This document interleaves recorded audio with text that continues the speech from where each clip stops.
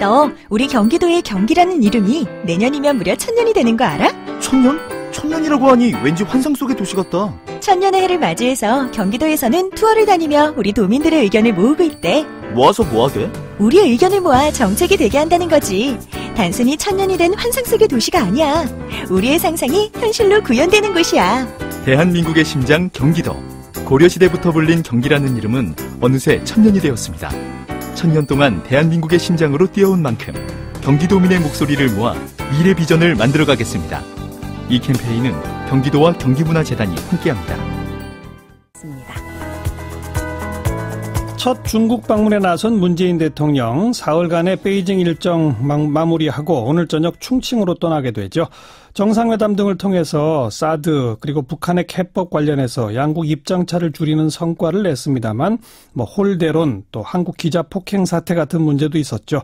국회 외교통일위원회 여야 의원 연결해서 평가 들어봅니다. 먼저 더불어민주당의 김경협 의원 안녕하세요.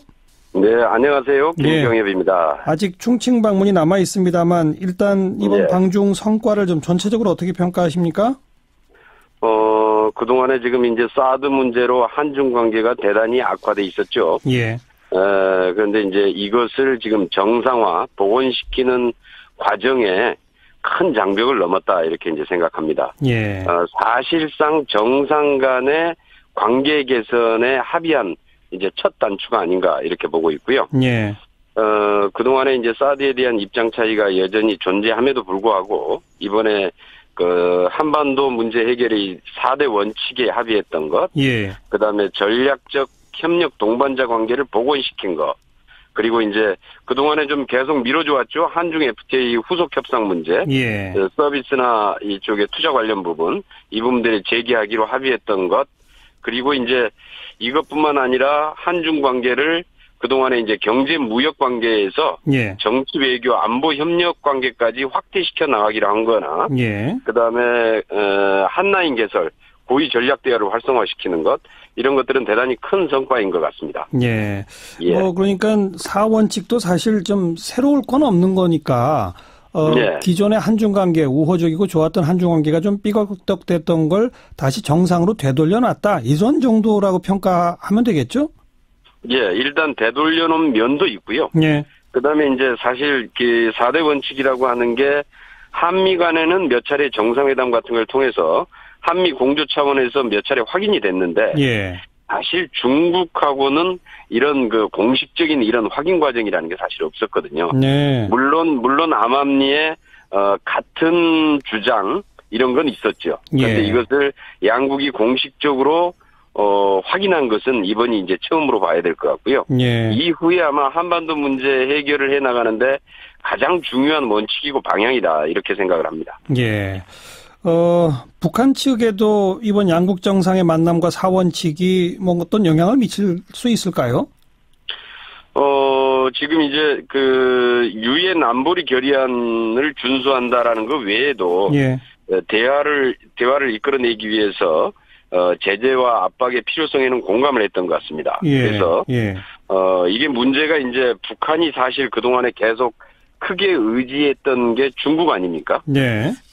그런데 이제 이번에 한중 관계 개선이나 여기에서 한중의 공조 체제가 확인된 것 이것만으로도 예. 아마 북한에는 굉장히 큰 압박 요인이 될 겁니다. 그리고 북한이 점차 이제 입지가 좀 어려워진다라고 하는 느낌을 받게 될 거고요. 예. 결국은 해결할 수 있는 길을 찾는 게 이제 북한의 입장에서도 대화밖에 없지 않겠느냐. 네. 일단 대화를 적극적으로 모색할 단계로 넘어가지 않을까 이렇게 보고 있습니다. 네. 그런데 의전상에 필리핀의 두테르테 대통령은 장관이 나와서 공항에서 맞았는데 차관보가 나와서 맞았다부터 시작해서 기자 폭행 이런 것들은 어떻게 보세요? 이제 의전상의 문제는 좀 더 그 나라의 좀 관례나 이런 것들을 좀 더 좀 살펴봐야 될 것 같고요. 예. 그다음에 이제 기자 폭행은 명백히 잘못된 거죠. 아무리 이제 그 행사 자체가 우리 한국 코트라에서 주관하는 행사였고 우리 자체 행사였다고 그러더라도 일단 그 중국에서 발생한 이제 폭행 사태인데요. 있어서는 안 될 일이라고 보고요. 그다음에 아마 중국에서도 이 문제 관련해서는 진상 조사해서 조치하겠다 이런 입장을 밝혔던 것 같습니다. 네. 그리고 이제 그렇게 하면 될 것 같고, 그다음에 이제 하나는 보다 이번 정상회담의 과정에서 좀 더 크게 봐야 될 것은 아까 말씀드린 한중 관계가 정상화되어 나가는 시점에서 대단히 중대한 전환점이다. 이렇게 좀 봐야 될 것 같고요. 그다음에 이제 이번 사실 정상회담 같은 경우에서 중국 실세 4인방 회담 또는 면담이 다 잡혀 있지 않습니까? 시진핑 주석 외에도 리커창 부총리나 뭐 전인대회 그 상무위원장이나 그다음에 뭐 저 충칭시에 이제 가시게 되면 이제 만나게 될 그 천민월 서기 이런 분들인데요. 그래서 중국의 실제 거의 4인방을 이제 다 만나고, 그 다음에 굉장히 한국으로서는 사실 사드 문제가 완전하게 해결이 안 된 상태임에도 불구하고 이런 한중 관계를 복원시켜내고, 지금 현재 우리 그 중국에 진출해 있는 한국 기업들이 당하는 서러움, 또는 이제 중국과 무역을 하는 한국 기업들이 이제 당하는 고통, 이런 문제를 일단 해결해 나가는 큰 계기를 마련했다는 점에서 이번 외교적인 성과를 봐야 되지 않을까 생각합니다. 근데 뭐 사드로 좀 그 껄끄러워져 있는 그런 관계를 의식해서 중국이 약간 의도적으로 홀대했다. 그러나 그런 걸 뚫고 이런 성과를 냈다. 뭐 이런 건 좀 인정하는 게 좋지 않을까요? 중국으로서는 조금 정상회담이 아마 좀 빠른 거 아니냐라는 입장이 좀 있었던 것 같습니다. 그러니까 지금 이제 가장 큰 게 이번에 그 난징 대학살 80주년 기념 행사가 굉장히 국가적으로 큰 행사라고 그래요. 그래서 아마 국가적인 대사에 겹쳐 있어서 조금 좀 이제 늦췄으면 좋겠다 아마 이런 의견도 있었던 것 같은데요. 사실 우리 한국으로서는 지금 이 경제적인 피해 문제가 워낙 좀 시급한 사안이고, 그래서 한국으로서는 좀 더 좀 서두를 수밖에 없었죠. 사실 이제 중국의 입장에서는 급할 이유가 없었겠지만은, 사실 필요했던 것은 이제 우리 입장에서 좀 더 좀 중요한 정상회담이었고요. 그래서 아마 우리가 좀 더 정성을 좀 들였다 이렇게 봐야 될 것 같습니다. 야당에서 조공 외교다, 굴욕 외교다 이런 비판하는데 어떻게 보세요? 외교 참사라는데, 외교 참사는 박근혜 정부 때 완전히 이 한중 관계를 이렇게 파탄 내버린 게 외교 참사죠. 그리고 그렇게 경제 보복을 당했음에도 불구하고 한마디도 항의도 하지 못하고, 실질적으로 중국의 외교가 관료들 하이직 한 명도 만날 수도 없었던 그게 외교 굴욕이고요. 야당의 비판은 결코 옳지 않습니다. 그리고 지금은 이렇게 해서 정상화돼 나가는 이런 과정에 야당도 힘을 모아야지. 알겠습니다. 이걸 자꾸 한중 관계를 자꾸 벌리거나 이것을 자꾸 차이를 강조하려고 하면은 외교에 무슨 도움이 되겠습니까? 네, 여기까지 들을게요. 고맙습니다. 예, 감사합니다. 더불어민주당 김경협 의원이었고요. 이번에는 자유한국당 유기준 의원 연결합니다. 안녕하세요. 네, 유기준입니다. 안녕하세요. 아직 중국 방문이 완전히 끝난 건 아닙니다만 지금까지 어떻게 평가하십니까? 지금 북핵 위기가 최고조에 달하고 있는 그런 엄중한 시기인데, 이 문재인 정부 설익은 정책 또 조급함으로 인해 가지고 대중관계에서 그냥 외교 참사를 빚은 거죠, 한마디로.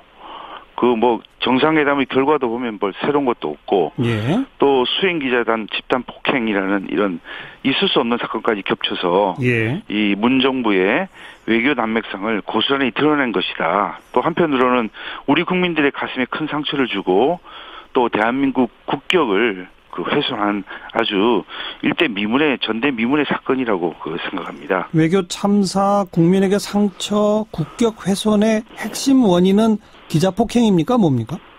여러 가지가 있죠.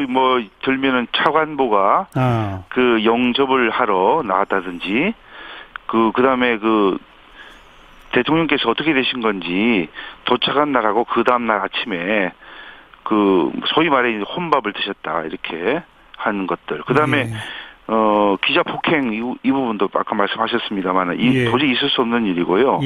그다음에 정상회담의 공동 성명이 무산됐지 않습니까 지금? 그리고 왕이 외교부장이 우리 대통령에게 친근함을 표시했다고 그러지만 그게 그렇게 보이지 않습니다. 예. 팔을 툭툭 치면서 했던 이런 것들이 예. 도저히 저희들이 볼 때는 이 외교적으로 굉장히 결례를 넘어서서 예. 한국에 대한 그 무시, 홀대 이런 것을 보여준 거죠. 예. 한반도 평화와 안정을 위한 4원칙에 양국 정상이 합의하지 않았습니까? 지금 여당에서는 이런 걸 공식적으로 양국 한중이 합의한 것은 이번이 처음이다. 상당히 중요한 의미가 있다. 이렇게 평가하는데 그건 어떻게 보세요? 뭐 내용이 보니까 한반도 전쟁 불가.